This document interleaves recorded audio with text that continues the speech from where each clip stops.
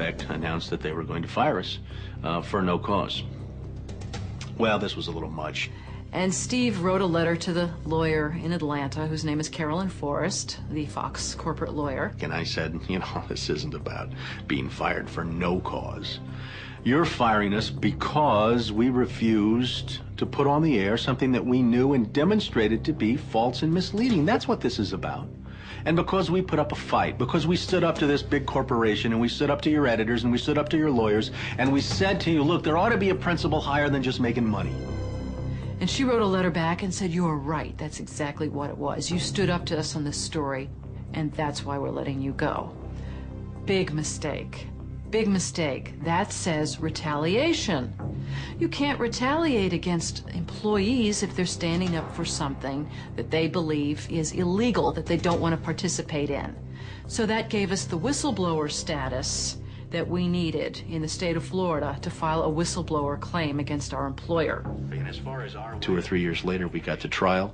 5 weeks of testimony led to a jury verdict of $425,000, in which the jury determined that the story they pressured us to broadcast, the story we resisted telling, was in fact false, distorted, or slanted.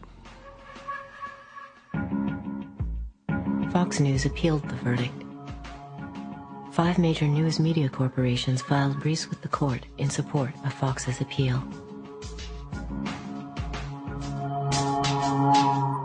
You may recall that Jane Acree, a former reporter here, sued Fox 13 in a whistleblower lawsuit, claiming she was fired for refusing to distort her report.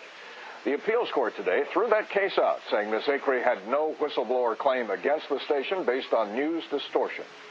Fox 13 Vice President and General Manager Bob Linger says the station has been completely vindicated by the ruling. What Fox neglected to report is this.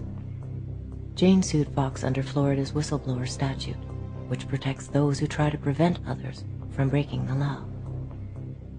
But her appeal court judges found that falsifying news isn't actually against the law. So they denied Jane her whistleblower status, overturned the case, and withdrew her $425,000 award.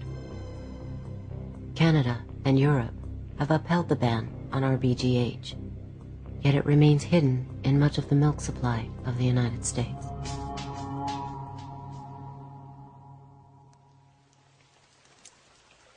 The prospect that 2/3 of the world's population will have no access to fresh drinking water by 2025 has provoked the initial confrontations in a worldwide battle for control over the planet's most basic resource.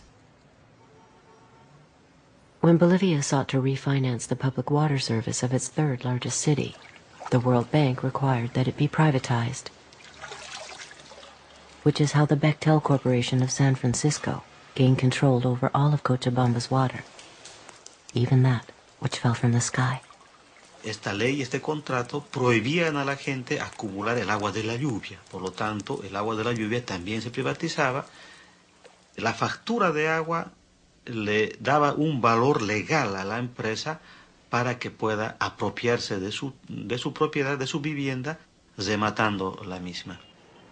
La gente debía optar por una decisión de comer menos, pagar del agua, pagar por los servicios básicos, dejar de mandar a los niños a la escuela, no asistir a los hospitales y curarse en la propia casa, o en todo caso, gente jubilada, por ejemplo, que tiene una renta muy baja, debería buscar trabajo en las calles.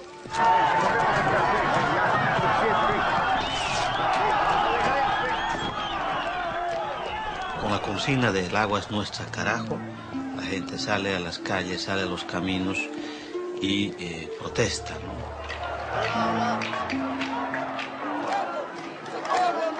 The price this beleaguered country paid for World Bank loans was the privatization of the state oil industry and its airline, railroad, electric, and phone companies. But the government failed to convince Bolivians that water is a commodity like any other. Entonces, ahí sí vimos que el gobierno defendía los intereses de la transnacional Bechtel, porque la gente quería agua, no gases. La gente quería justicia y no balas. Estas son las imágenes que reflejan definitivamente la situación que vivió Cochabamba durante la jornada de este viernes. Prácticamente estuvo sitiada. Policías del departamento... Bolivia was determined to defend the corporation's right to charge families living on $2 a day, as much as 1/4 of their income for water. The greater the popular resistance to the water privatization scheme, the more violent became the standoff. Y por eso hubieron centenares de heridos jóvenes que a sus 16, 17 años perdieron brazos, perdieron piernas, quedaron paralíticos, quedaron lesionados de la cabeza de por vida y murió Víctor Hugo Daza.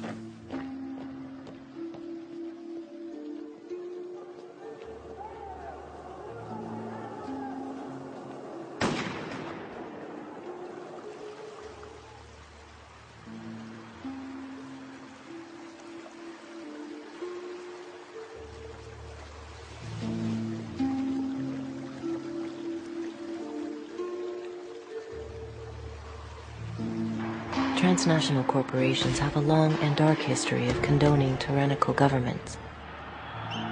Is it narcissism that compels them to seek their reflection in the regimented structures of fascist regimes?